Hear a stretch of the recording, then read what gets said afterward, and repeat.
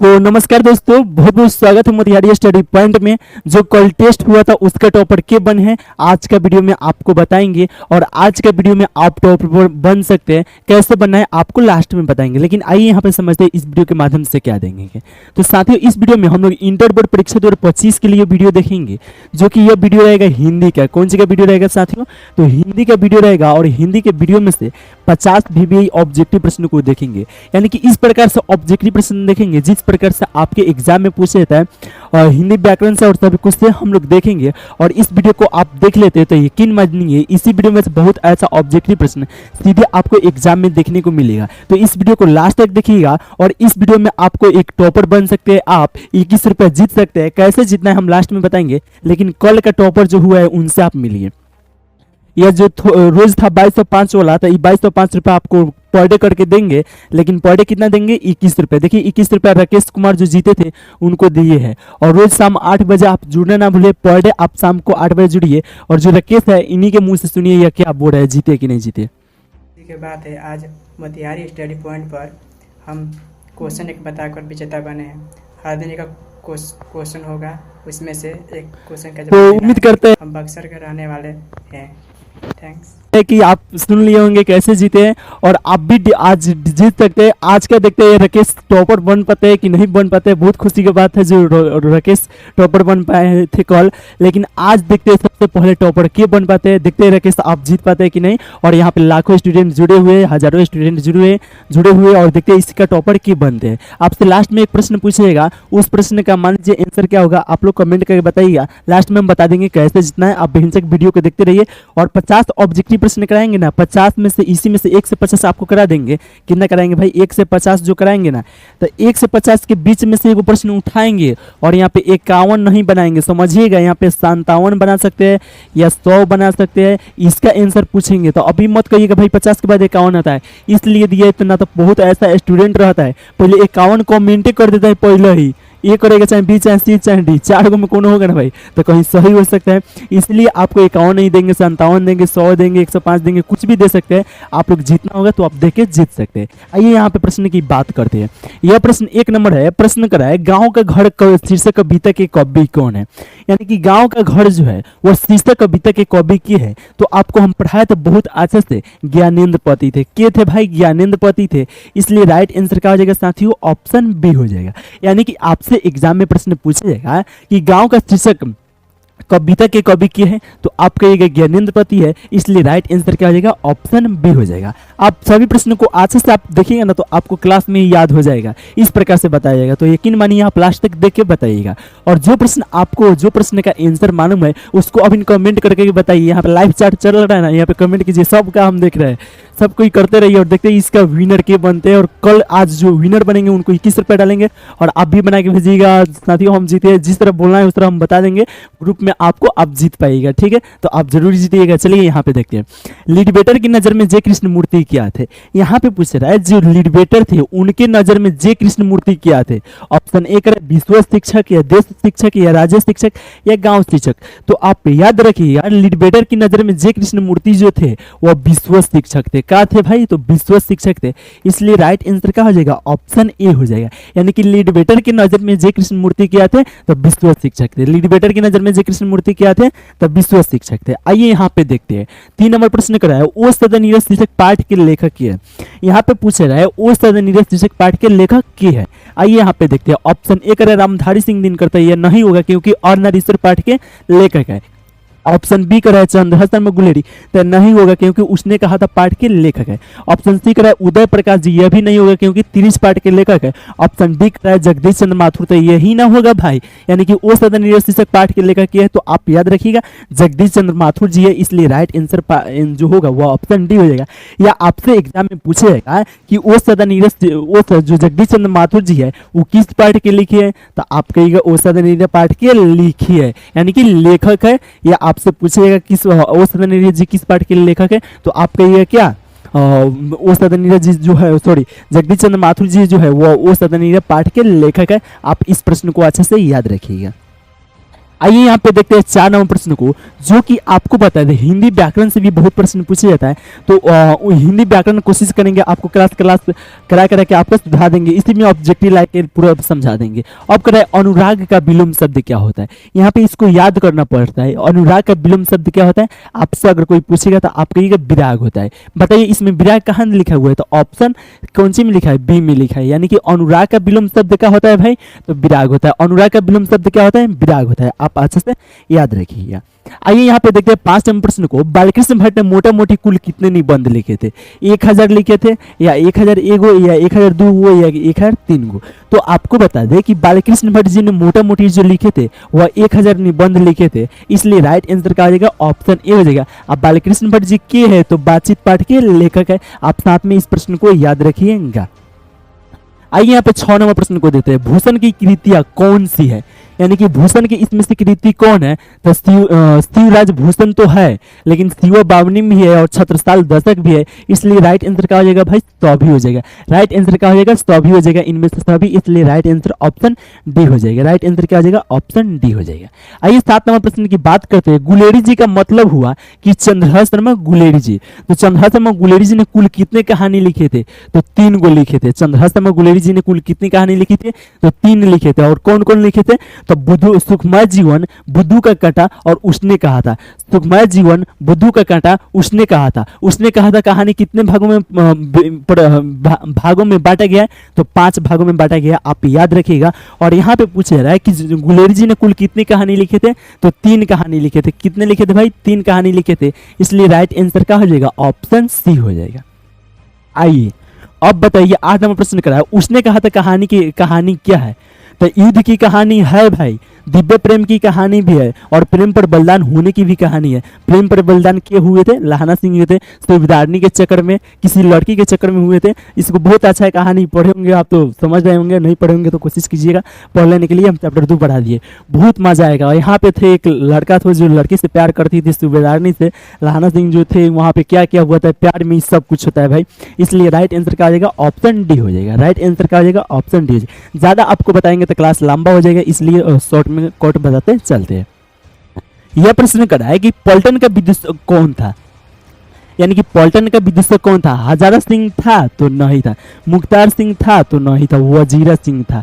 यानी कि प्रश्न आपसे परीक्षा में पूछेगा कि पलटन का विदूषक कौन था, तो आप कहिएगा वजीरा सिंह था, इसलिए राइट आंसर क्या आ जाएगा, चाची वाला ऑप्शन सी हो जाएगा। आइए ना नेक्स्ट प्रश्न की बात करते हैं, यानी कि 10 नंबर प्रश्न को देखते हैं, खिली उड़ाना मुहावरे का अर्थ है क्या है, यानी कि खिली उड़ाना मुहावरे का अर्थ क्या होता है, तो आप कहिएगा व्यंग करना होता है। क्या होता है भाई, तो व्यंग करना होता है, इसलिए राइट आंसर का हो जाएगा ऑप्शन ए हो जाएगा। राइट आंसर का हो जाएगा साथियों ऑप्शन ए हो जाएगा। 11 नंबर प्रश्न करा है कि चंद्रहास शर्मा गुलेरी संस्कृत विभाग के अध्यक्ष बने, 1915 में बने थे या 1916 में या 1917 में या 1918 में। अगर आपसे प्रश्न परीक्षा में पूछेगा कि चंद्रहास शर्मा गुलेरी संस्कृत विभाग के अध्यक्ष कब बने थे, तो आप याद रखिएगा 1916 में बने थे, इसलिए राइट आंसर का हो जाएगा भाई ऑप्शन बी हो जाएगा। राइट आंसर का हो जाएगा ऑप्शन बी हो जाएगा। 12 नंबर प्रश्न करा है कि जयप्रकाश नारायण का जन्म कहाँ हुआ था, तो जयप्रकाश नारायण का जो जन्म हुआ था वह सीताब दियारा में हुआ था। जयप्रकाश नारायण का जन्म कहाँ हुआ था, तो सीताब दियारा में हुआ था। आपसे प्रश्न परीक्षा में पूछा जाएगा कि जयप्रकाश नारायण जी का जन्म कहाँ हुआ था, तो सीताब दियारा में हुआ था, आप याद रखिएगा। आइए देखते हैं 13 नंबर प्रश्न को, जो कि जयप्रकाश नारायण के स्वास्थ्य पर निगरानी रखने वाले डॉक्टर का नाम क्या था, डॉक्टर रहमान था या डॉक्टर इरफान था या डॉक्टर मकबूल था या डॉक्टर एजाज था, तो आप याद रखिएगा डॉक्टर रहमान था, इसलिए राइट आंसर जो होगा वो ऑप्शन ए हो जाएगा। यानी कि जयप्रकाश नारायण के स्वास्थ्य पर निगरानी रखने वाले डॉक्टर का नाम क्या था, तो डॉक्टर रहमान था, इसलिए राइट आंसर क्या हुआ है, ऑप्शन ए हुआ है। आइए 14 नंबर प्रश्न की बात करते हैं, प्रभावती देवी जयप्रकाश नारायण की कौन थी, पत्नी थी या माता या चाची या इनमें से कोई नहीं, तो पत्नी थी। यानी कि प्रभावती देवी जयप्रकाश नारायण जी की कौन थी, तो पत्नी थी। अगर आपसे प्रश्न परीक्षा में पूछेगा कि जयप्रकाश नारायण की पत्नी कौन थी, तो आप कहिएगा क्या, प्रभावती देवी, इसलिए राइट आंसर का हो जाएगा भाई ऑप्शन ए हो जाएगा। राइट आंसर का हो जाएगा ऑप्शन ए हो जाएगा। आइए यहाँ पे बात करते हैं 15वें प्रश्न को, जो कि लेनिन की मृत्यु कब हुई थी। तो लेनिन की मृत्यु 1924-25 में हुआ था, या 1932 में, या 1938 में। तो आप याद रखिएगा 1924 में हुआ था। कब हुआ था, लेनिन की मृत्यु कब हुई थी, अगर आपसे प्रश्न पूछ जाएगा तो आप कहिएगा 1924 में हुआ था, इसलिए राइट आंसर क्या हो जाएगा, ऑप्शन डी हो जाएगा। राइट आंसर क्या हो जाएगा साथियों, ऑप्शन डी हो जाएगा। आइए 16 नंबर प्रश्न की बात करते हैं, जयप्रकाश नारायण मार्क्सवादी कब बने। 1925 में बने थे, तो ना ही 1927 में बने थे, ना ही 1924 में बने थे। यानी कि जयप्रकाश नारायण जी जो थे वो मार्क्सवादी कब बने थे, तो 1924 में बने थे, इसलिए राइट आंसर क्या हो जाएगा, ऑप्शन सी हो जाएगा। साथियों आपको क्लास कैसा लग रहा है प्लीज आप कमेंट करके जरूर बताइएगा लास्ट में। और यहाँ पे अभी तक व्हाट्सएप ग्रुप में नहीं जुड़े तो जुड़ जाइए, और इसी वीडियो में 21 रुपए दिया जाएगा। देखते हैं कौन जीते हैं। सबसे पहले आपको कमेंट कर देना है लाइव चैट में, और कमेंट करने के बाद स्क्रीनशॉट लेके मेरे पास जो सबसे पहले भेजेंगे उन्हीं को दिया जाएगा। ध्यान रखिए कमेंट करेंगे उनको नहीं, सबसे पहले कमेंट करने के बाद मेरा व्हाट्सएप पर भेजेंगे उनको दिया जाएगा। आप इस बात को ख्याल रखिएगा। आइए ना यहाँ पे 17 नंबर प्रश्न को देखते हैं, पुरस्कार शब्द का विलोम होगा। पुरस्कार शब्द का विलोम क्या होता है, तो दंड होता है। पुरस्कार शब्द का विलोम क्या होता है, तो दंड होता है, इसलिए राइट आंसर ऑप्शन ए हो जाएगा। आइए यहाँ पे बात करते हैं 18 नंबर प्रश्न की, युद्ध और शांति की समस्या पर लिखी गई काव्य कृति है। यानी कि युद्ध और शांति की समस्या पर लिखी गई काव्य कृति कौन है, तो आप याद रखिएगा कुरुक्षेत्र है। कौन है भाई, तो कुरुक्षेत्र है, इसलिए राइट आंसर जो होगा वो ऑप्शन बी हो जाएगा। राइट आंसर क्या हो जाएगा, ऑप्शन बी हो जाएगा। आइए 19 नंबर प्रश्न की बात करते हैं, युद्ध कविता की खोज कब प्रकाशित हुई थी। यानी कि युद्ध कविता की खोज जो हुआ था वह कब प्रकाशित हुआ था, तो ऑप्शन ए करें 1961 में या 1966 में। तो आप कहिएगा 1966 में हुआ था, इसलिए राइट आंसर क्या हो जाएगा भाई, ऑप्शन बी हो जाएगा। राइट आंसर क्या हो जाएगा, ऑप्शन बी हो जाएगा। यहाँ पे एक मिनट रुकिएगा, यहाँ पे पूछा गया था युद्ध और शांति की समस्या पर लिखी गई काव्य कृति की है, तो कुरुक्षेत्र है। सही तो है भाई। आइए यहाँ पे देखते हैं अब कितने नंबर प्रश्न को देखते हैं, तो अब 20 नंबर प्रश्न को देखते हैं। यह प्रश्न करा है, संस्कृत के 4 अध्याय निम्नलिखित में से किसकी रचना है। यही प्रश्न कल टेस्ट में पूछे थे, जो कि किनका है, बहुत ऑप्शन बता रहे थे, बी होगा। अरे भाई रामधारी सिंह दिनकर जी का था, यही तो जीता था लइकुआ। यानी कि संस्कृत के 4 अध्याय के निम्नलिखित में से किसकी रचना है या किसकी कृति है पूछता है, तो ऑप्शन ए लगाते थे, रामधारी सिंह दिनकर जी का। आप इस प्रश्न को याद रखिएगा, यही नहीं कहीं पूछा जाएगा, हो नहीं सकता यही पूछा जाएगा, दूसरा पूछा जाएगा, आप याद रखिएगा। आइए 21 नंबर प्रश्न की बात करते हैं युद्ध और युद्ध क्या करे, बुद्धू का कांटा किसकी रचना है। अभी न बताया बुद्धू का कांटा चंद्रशेखर शर्मा गुलेरी जी का रचना है, उसी समय बताए थे सुखमय जीवन बुद्धू का कांटा, और उसने कहा था 3 गो लिखे थे, तो यही बुद्धू का कांटा किनका है, चंद्रशेखर शर्मा गुलेरी जी का है, इसलिए राइट आंसर क्या हो जाएगा, ऑप्शन बी हो जाएगा। राइट आंसर क्या हो जाएगा, ऑप्शन बी हो जाएगा। आइए 22 नंबर प्रश्न की बात करते हैं, पृथ्वी का पर्यायवाची शब्द होता है, तो पृथ्वी का भूमि होता है, धरती होता है, तो भूमि धरती इसमें कहीं दिया है भाई, भूमि नहीं दिया, धरती नहीं दिया, भूमि दिया, ऑप्शन ए हो जाएगा। यानी कि पृथ्वी का पर्यायवाची शब्द क्या होता है, तो भूमि होता है, इसलिए राइट आंसर क्या हो जाएगा, ऑप्शन ए हो जाएगा। आइए यहाँ पे 23 नंबर प्रश्न की बात करते हैं, तिरंगा में कौन सा समास है। यानी कि यहाँ पे पूछ रहा है जो तिरंगा है उसमें कौन सा समास है, तो आप कहिएगा द्विगु समास है, इसलिए राइट आंसर क्या हो जाएगा, ऑप्शन सी हो जाएगा। राइट आंसर क्या हो जाएगा भाई, ऑप्शन सी हो जाएगा। आज जन्म शब्द में उपसर्ग है, आज जन्म शब्द में उपसर्ग है, तो कोई मूल शब्द के पहले जो शब्द बनता है उसे उपसर्ग कहते हैं। तो जन्म एगो मूल शब्द हुआ, इसके पहले कौन शब्द बन रहा है, तो आप बन रहा है, आ इसमें कहीं दिया है, ऑप्शन सी में दिया है, तो राइट आंसर क्या हो जाएगा, ऑप्शन सी हो जाएगा। यानी कि आज जन्म शब्द में उपसर्ग कौन सा होगा, तो आ हो जाएगा, इसलिए राइट आंसर क्या हुआ है, ऑप्शन सी हुआ है। आइए देखते हैं 25 नंबर प्रश्न की बात करते हैं, संख्यावाचक विशेषण कौन है। ये तो बहु टाइप के प्रश्न हो गया भाई, संख्यावाचक, इसमें संख्या में कौन बात कर रहा है, नया पुरानी संख्या में होगा भाई, नहीं होगा, थोड़ा कम संख्या में होगा, नहीं होगा, इनमें से कोई नहीं होगा, का ऑप्शन बी होगा। अरे भाई 100 गो, 50 गो, 101 गो, 500, 1000 ये सब संख्या हो रहा है ना, इसीलिए कह रहा है संख्यावाचक विशेषण कौन है, तो ऑप्शन बी हो जाएगा। 100 गो संख्या नहीं बता रहा है, इसलिए राइट आंसर क्या आ जाएगा, ऑप्शन बी हो जाएगा। 2 भगा दिए। आइए ना इस प्रश्न को देख लेते हैं, 26 नंबर प्रश्न को, कवितावली के रचनाकार कौन है। ऑप्शन ए करें जायसी, तुलसीदास, सूरदास, कबीरदास। तो आप याद रखिएगा कवितावली के जो रचनाकार है वो आप याद रखिएगा तुलसीदास जी। कवितावली के रचनाकार के है भाई, तो तुलसीदास जी है, इसलिए राइट आंसर क्या हो जाएगा, ऑप्शन बी हो जाएगा। अगर प्रश्न आपसे परीक्षा में पूछेगा कि कवितावली के रचनाकार के है, तो आप कहिएगा तुलसीदास जी है, इसलिए राइट आंसर ऑप्शन बी हो जाएगा। आइए 27 नंबर प्रश्न की बात करते हैं, रोज शीर्षक कहानी के लेखक कौन है। तो रोज शीर्षक जो कहानी है ना उस कहानी के लेखक जो है वो अज्ञेय जी है। अज्ञेय जी इसमें देखिए तो कहीं दिया है ऑप्शन ए करे नामवर सिंह। नामवर सिंह क्यों नहीं हुआ, तो प्रगीत और समाज पाठ के लेखक है। ऑप्शन बी करे अज्ञेय जी, तो यही ना राइट आंसर होगा भाई। ऑप्शन का राइट आंसर होगा ऑप्शन बी हो जाएगा, क्योंकि और रोज पाठ के लेखक जो है वो अज्ञेय जी है, तो राइट आंसर ऑप्शन बी हो जाएगा। आप याद रखिए मोहन राकेश जी इसलिए नहीं हुआ है क्योंकि सिपाही की मां पाठ के लेखक है, उदय प्रकाश जी 30 पाठ के लेखक है, इसलिए नहीं हुआ है। और आपको जितना भी प्रश्न साथ में बता रहे हैं उससे सभी प्रश्नों को आप याद रखिएगा। आइए इस प्रश्न को देखते हैं, यानी कि 28वां प्रश्न को देखते हैं। बंदी जीवन किसकी कृति है? बंदी जीवन जो है सचिंद्रनाथ सन्याल की कृति है। भाई अगर आपसे प्रश्न परीक्षा में पूछेगा कि बंदी जीवन किसकी कृति है, तो आप कहिएगा सचिंद्रनाथ सन्याल की है, इसलिए राइट आंसर का हो जाएगा ऑप्शन डी हो जाएगा। राइट आंसर का हो जाएगा ऑप्शन डी हो जाएगा। आइए यहाँ पे बात करते हैं अब कितना नंबर प्रश्न को, तो 29वां प्रश्न को कर पंजाब की भाषा तथा लिपि की समस्या किस लेखक की रचना है? पंजाब की भाषा तथा लिपि की समस्या अगर आपसे प्रश्न पूछेगा किस लेखक की रचना है, तो आप कहिए मोहन राकेश जी का। किनका है भाई? मोहन राकेश जी इसमें कहीं दिया है, ऑप्शन ए में दिया है। यानी कि पूछा गया था पंजाब की भाषा तथा लिपि की समस्या किस लेखक की रचना है, तो मोहन राकेश जी का, इसलिए राइट आंसर क्या हो जाएगा? ऑप्शन ए हो जाएगा। राइट आंसर क्या हो जाएगा भाई? ऑप्शन ए हो जाएगा।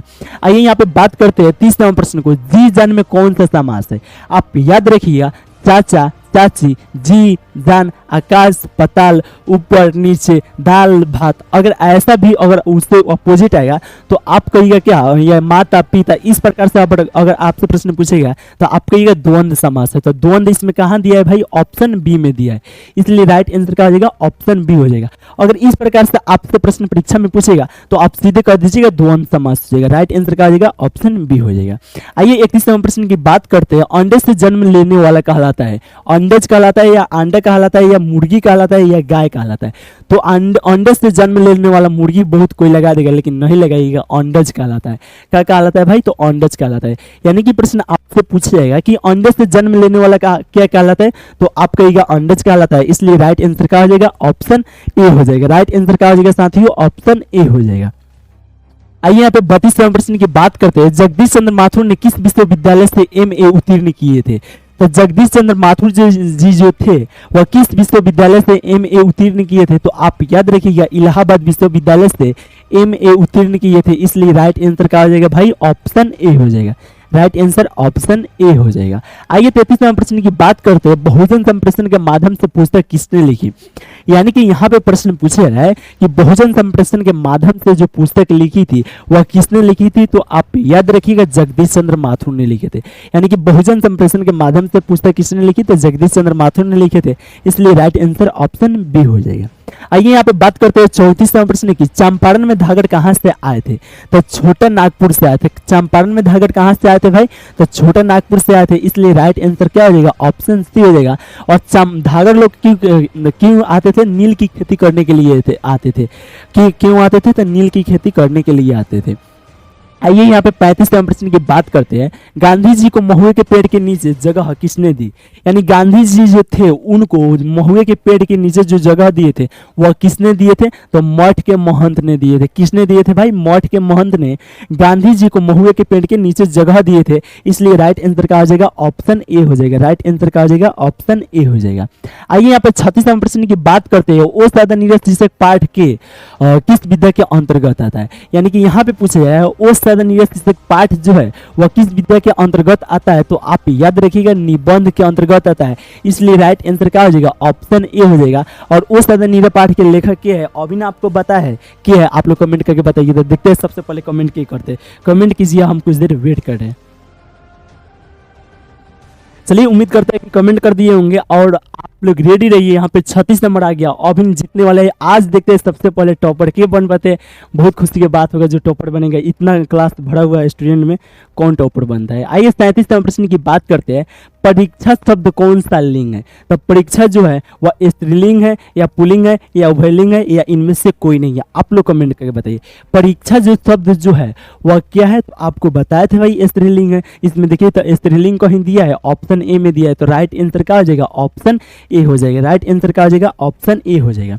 51 नंबर स्थान पर रहेगा, मान लीजिए 50 दिखा देंगे और 51 को आप लोग को कमेंट करना रहेगा, तो 51 नहीं रहेगा, यहाँ पे 97 हो सकता है या 87 हो सकता है या 85 हो सकता है, कुछ भी हो सकता है। तो इसको देख लीजिए 85 होगा, उसका राइट आंसर दीजिएगा। 51 देख के दीजिएगा, सही होगा तो नहीं देंगे, क्योंकि 51 नंबर प्रश्न के नहीं पूछेंगे ना, पहले ही सब कमेंट कर देते इसलिए नहीं पूछेंगे। कह रहा है इनमें से कौन सी रचना जो है मोहन राकेश जी का है। तो भाई आपको पढ़ाए थे जानवर और जानवर किनका है, तो मोहन राकेश जी का, इसलिए राइट आंसर क्या हो जाएगा, ऑप्शन ए हो जाएगा। जानवर और जानवर किनका रचना है, तो मोहन राकेश जी, इसीलिए पूछ रहा है कि इनमें से कौन सी रचना मोहन राकेश जी का है, तो आप कहिएगा जानवर और जानवर जो है वो मोहन राकेश जी का है। 39 नंबर प्रश्न की बात करते हैं, मोहन राकेश के बचपन का नाम क्या था, यानी कि मोहन राकेश जी जो थे उनके बचपन का नाम क्या था, तो आप याद रखिएगा मदन मोहन गुगलानी था। देखिए यहाँ पे मुगलानी लिखा है, तो यह नहीं होगा, गुगलानी हो जाएगा। राइट आंसर क्या हो जाएगा भाई, ऑप्शन बी हो जाएगा। राइट आंसर क्या हो जाएगा, ऑप्शन बी हो जाएगा। आप इस बात को ध्यान दीजिएगा, मोहन राकेश के बचपन का जो नाम था वो मदन मोहन गुगलानी था, इसलिए राइट आंसर क्या हो जाएगा, ऑप्शन बी हो जाएगा। आइए इस प्रश्न की बात करते हैं, यानी कि 40 नंबर प्रश्न को देखते हैं। मोहन राकेश रचित नाटक संग्रह है, तो आषाढ़ का एक दिन होता है, आषाढ़ का एक दिन होता है, इसलिए राइट आंसर का आ जाएगा भाई ऑप्शन बी हो जाएगा। और मोहन राकेश जी किस पाठ के लेखक है, तो आपको पढ़ाया ना सिपाही की माँ पाठ के लेखक है, आप साथ में याद रखिएगा। आइए यहाँ पे प्रश्न की बात करते हैं 41 नंबर प्रश्न की। अर्वाचीन में विलोम शब्द है, अर्वाचीन का विलोम शब्द क्या होगा, तो प्राचीन हो जाएगा, इसलिए राइट आंसर का हो जाएगा भाई ऑप्शन बी हो जाएगा। राइट आंसर का हो जाएगा साथियों, ऑप्शन बी हो जाएगा। आइए यहाँ पे बात करते हैं और देखते हैं कितना नंबर प्रश्न को, 42 नंबर प्रश्न को। निम्नलिखित में कौन प्रलय की छाया के कवि है, यानी कि प्रलय की छाया के कवि इसमें सिक्के है। और आपको आज बता दें कि आज जो है ना वो चैनल मोनेटाइज करे। आज जो है ना, आज यहाँ पे 10 के फैमिली होने वाले हैं, और 10 के जिस दिन फैमिली होंगे ना, तो उस दिन आपको 199 रुपये के जो नोट्स है ना, उस दिन मात्र 29 रुपये में देंगे। कितना में देंगे, 29 रुपये में, यानी कि हिंदी का पूरा नोट्स दे देंगे। इसी में से प्रश्न परीक्षा में आपके आएगा। और 199 रुपये में जो नोट्स दिया जाता है वह मात्र 29 रुपये में देंगे। जिस दिन 10 के हो जाएगा सब्सक्राइब उसी दिन देंगे। और पर डे नहीं, 10 के मान लीजिए आज हुआ तो आज ही भर के ऑफर रखेंगे। और देखिए आज आप लोग करा दीजिए, आज ही हम आपको 29 रुपये में मात्र नोट्स दे देंगे, पूरा हिंदी का, सिर्फ हिंदी का 29 रुपये में। कितना में, तो 29 रुपये में। तो आज होगा, आप लोग इंतजार कीजिएगा, आप आज ही करा दीजिए, आज ही आप लोग को 29 रुपये में नोट्स दे देंगे। ठीक है, तो आप इस बात को ध्यान रखिएगा, याद रखिएगा। लेकिन इस वीडियो के माध्यम से 21 रुपये आप जरूर जीतिएगा। देखते हैं सबसे पहले के जीती है। आइए यहाँ पे बात करते हैं, निम्नलिखित में से प्रलय की छाया के कवि क्या है भाई, तो जयशंकर प्रसाद जी है, इसलिए राइट आंसर क्या हो जाएगा, ऑप्शन सी हो जाएगा। आइए यहाँ पे बात करते हैं 43 नंबर प्रश्न की। कविता के नए प्रतिमान के लेखक है, यानी कि कविता के नए प्रतिमान के लेखक की है, आपसे प्रश्न परीक्षा में पूछिएगा। तो आप कहिएगा कविता के नए प्रतिमान के लेखक जो है वह नामवर सिंह है। बताइए इसमें नामवर सिंह कहीं दिया है, ऑप्शन ए में नहीं दिया, ना बी में, ऑप्शन सी में दिया है। राइट आंसर क्या हो जाएगा, ऑप्शन सी हो जाएगा। यानी कि कविता के नए प्रतिमान के लेखक है, तो आप कहिएगा नामवर सिंह है, इसलिए राइट आंसर क्या हो जाएगा भाई, ऑप्शन सी हो जाएगा। आइए यहाँ पे बात करते हैं कितना नंबर प्रश्न को, 44 नंबर प्रश्न को। नामवर सिंह का जन्म कहाँ हुआ था, तो देखिए यहाँ पे शिक्षा यहाँ से पढ़े थे, जी अनपुर में इनका जन्म हुआ था। कहाँ हुआ था भाई, जी अनपुर में जन्म हुआ था नामवर सिंह का, इसलिए राइट आंसर क्या हो जाएगा, ऑप्शन सी हो जाएगा। राइट आंसर क्या हो जाएगा, ऑप्शन सी हो जाएगा। आइए 45 नंबर प्रश्न की बात करते हैं। लिरिक का पर्याय है, तो लिरिक का पर्याय जो होता है वह प्रगीत होता है, इसलिए राइट आंसर क्या हो जाएगा, ऑप्शन ए हो जाएगा। बहुत जल्द आने वाला है एक जो प्रश्न पूछेंगे उसका आंसर सबसे पहले कमेंट करके स्क्रीनशॉट लेके भेजिएगा। देखते हैं सबसे पहले के जीतते हैं। आइए यहाँ पे 46 नंबर प्रश्न की बात करते हैं। नामवर सिंह द्वारा लिखित प्रगीत और समाज क्या है, वह आलोचना है, निबंध है, या कहानी है, या एकांकी है, या आत्मकथा है। तो आप कहिए निबंध है। क्या है भाई, नामवर सिंह पाठ के लेखक क्या है, तो नामवर सिंह जो है वो किस पाठ के लेखक है, तो प्रगीत और समाज पाठ के लेखक है। यह प्रगीत और समाज पाठ क्या है, तो निबंध है। तो राइट आंसर क्या हो जाएगा भाई, ऑप्शन बी हो जाएगा। राइट आंसर क्या हो जाएगा, ऑप्शन बी हो जाएगा। आइए यहीं पे अब आने वाला है बहुत जल्दी 3 गो प्रश्न बाद आएगा। यह प्रश्न क्या है, ओम प्रकाश वाल्मीकि की रचना कौन सी है, तो ओम प्रकाश वाल्मीकि जी जूठन पाठ के लेखक, उसने कहा था पाठ के लेखक क्या है, तो उसने कहा था पाठ के लेखक जो है वह चंद्रशेखर गुलेरी जी है, तो ये नहीं होगा। ओम प्रकाश वाल्मीकि जी जूठन पाठ के लेखक है। जूठन पाठ के लेखक क्या है भाई, तो ओम प्रकाश वाल्मीकि जी है, इसलिए राइट आंसर ऑप्शन बी हो जाएगा। प्रगीत और समाज पाठ के लेखक नामवर सिंह है, रोज पाठ के लेखक अज्ञा जी है। आपको जितना एक्स्ट्रा बता रहे हैं वो सब रिवाइज करा रहे हैं, आप याद रखिएगा माइंड में, तो आपका फायदा रहेगा, एग्जाम में बना सकते हैं। आइए यहाँ पे 48 नंबर प्रश्न की बात करते हैं, जो कि कह रहा है कि मलय जी का मूल नाम क्या था। यानी कि यह प्रश्न पूछ रहा है कि मलय जी का मूल नाम क्या था, तो भरत जी श्रीवास्तव था। क्या भाई था भाई? भरत जी श्रीवास्तव था। इसलिए राइट आंसर जो होगा वो ऑप्शन ए हो जाएगा। राइट आंसर क्या हो जाएगा? ऑप्शन ए हो जाएगा। बस बहुत जल्द आने वाला है, देखते हैं किस जीतते हैं। आइए यहाँ पे 59वां प्रश्न की बात करते हैं। चौरी चौरा कांड कब हुआ था? 1921 में या 1922 में या 1924 में या 1920 में? आप लोग बताइए, चौरी चौरा जो कांड हुआ था वो कब हुआ था? तो 1922 में हुआ था। कब हुआ था साथियों? 1922 में हुआ था। इसलिए राइट आंसर क्या हो जाएगा? ऑप्शन बी हो जाएगा। 49 हुआ, बस 50 आएगा, 50 के बाद ऊ प्रश्न आ जाएगा, बस वो नहीं है। आइए यहाँ पे 50वां प्रश्न की बात करते हैं। तिरिश कहानी के लेखक कौन है? तिरिश कहानी के लेखक क्या है? तो आपको बताया है मलय जी किस पाठ के लेखक है? तिरिश क्या है का? उदय प्रकाश जी जो है वह तिरिश पाठ के लेखक है। की है भाई? तिरिश पाठ के लेखक क्या है? तो उदय प्रकाश जी है। इसलिए right answer Uday Prakash ji. Right answer क्या हो जाएगा? अरे यहाँ पे पूछ रहा है कि तिरिश पाठ के लेखक क्या है? तो तिरिश पाठ के लेखक उदय प्रकाश जी है। इसलिए राइट आंसर क्या हो जाएगा? ऑप्शन सी हो जाएगा। अब देखिए यहाँ पे क्या करना है भाई। अब यहाँ पे करना ये है कि आपसे, रुकिए देखते हैं के जुड़ चुके हैं, कितना स्टूडेंट जुड़ चुके हैं। और अभी आपसे प्रश्न 51 नंबर नहीं दिया जाएगा, वहाँ पे देखिएगा जितना नंबर प्रश्न पूछा जाएगा उतना के ही आंसर दीजिएगा। अगर ज़्यादा चाहे कम दिए तो आपको नहीं मिलेगा, ज़्यादा चाहे कम दिए तो आपको कुछ होगा नहीं मिलेगा। 51 नहीं रहेगा, यहाँ पर कितना रहेगा हम आपको बता देते हैं। यस, आपसे पूछिएगा कितना नंबर प्रश्न को तो आपको हम बता दे, हिट दे देते हैं, बताते नहीं है क्या कि सब कुछ जीत चुका है। यहाँ पे इसके बाद क्या हुआ था? तिरिश कहानी के लेखक है तो उदय प्रकाश जी, ठीक है। राइट आंसर क्या हुआ था? ऑप्शन सी हुआ था। आइए आपको बताते हैं 51 नंबर प्रश्न यहाँ पे नहीं होगा। 51 के ये होगा चाहे बी या सी या डी, इस तरह मारिएगा तो गलत हो जाएगा। अब काहे गलत हो जाएगा? क्योंकि 51 नहीं दिए ना, तो पहले ही कोई कमेंट करके स्क्रीनशॉट ले लिया होगा, भेज देगा, तो भाई वो जीतना जाएगा। इसलिए आपको यहाँ पे 87 होगा, कितना होगा? 87 होगा, चाहे 105 होगा या 102 होगा या 103 होगा, कोनो अगर होगा तो मान लीजिए 87 की जगह कुछ हो रहेगा तो 87 का राइट आंसर क्या हो जाएगा? ऑप्शन ए हो जाएगा या ऑप्शन बी या ऑप्शन सी या ऑप्शन डी। इसी प्रकार से जो भी प्रश्न आपसे पूछा जाएगा उसका आंसर दीजिएगा। और देखते हैं सबसे पहले जो इस कमेंट लाइव चैट में आंसर देते हैं और यहाँ पे आंसर देने के बाद स्क्रीनशॉट लेके सबसे पहले भेजेंगे, तो आप ये ना कि स्क्रीनशॉट पहले तो ले लिए लेकिन भेजने में लेट कर दिए तो आपको नहीं मिलेगा। सबसे पहले जो भेजेंगे उनको मिलेगा। हम स्क्रीन रिकॉर्डर लगाए हैं, सबसे पहले भेजिए आप लोग के भेजते हैं। चलिए यहाँ पे शुरू किया जाए। यस यस, आइए शुरू करते हैं। लाए क्वेश्चन, बोलिए लाए। आइए देखिए यहाँ पे जो है वो 87 है। 87 का लिखिएगा, कितना का लिखिएगा? 87 का। 87 का राइट आंसर क्या हो जाएगा? आप बताइएगा। 87 का जो होगा वो, सॉरी यहाँ पे 87 का जो होगा वो ऑप्शन ए होगा या ऑप्शन बी या ऑप्शन सी या ऑप्शन डी। कह रहे लेनिन की मृत्यु कब हुआ था? 1925 में या 32 में, 1938 में या 1924 में? आप लोग कमेंट क्या करके बताइएगा। 87 का 51 को कीजिएगा तो गलत होगा। और 87 का कर दिए, स्क्रीनशॉट मेरे पास जल्दी भेजिए, जल्दी भेजिए। देखते हैं सबसे पहले क्या भेजते हैं और जो भेजेंगे उनको दिया जाएगा 21 रुपया। और आप अपना एक वीडियो बना के भेजिएगा। देख रहे हैं, अब उम्मीद करते हैं कि भेज दिए होंगे, और भेज दिए होंगे तो आके फिर सुन लीजिएगा। अब कह रहा है कि रोज आप जीत सकते हैं कितना रुपया? 8 बजे शाम को आइएगा यहाँ पे इस चैनल के माध्यम से। कितना बजे? शाम को आइएगा, डेली आइएगा। 21 रुपये जीत सकते हैं। आप जीतिएगा तो आपको फोन पे में या पेटीएम में या फोन पे में या गूगल में पे में भेज दिया जाएगा। तो आप जरूर जीते होंगे। देखते हैं क्या जीते। सबसे पहले देखते हैं जो जीते होंगे उनका स्क्रीनशॉट लेके भेजते हैं और कुछ देर में वीडियो भेजेंगे ग्रुप के माध्यम से। और ग्रुप में भी आप नहीं जुड़े तो इस नंबर पर मैसेज करके ग्रुप में जुड़ जाइए। तो साथियों इस वीडियो को यहीं पर समाप्त करते हैं। और क्या करते हैं, इस वीडियो को यहीं पर समाप्त करते हैं। फिर कल टेस्ट कराया जाएगा कितना बजे? 8 बजे। आप जुड़ना नहीं भूलिएगा। तो चलिए इस वीडियो को यहीं पर समाप्त करते हैं, फिर मिलते हैं कल 8 बजे टेस्ट में।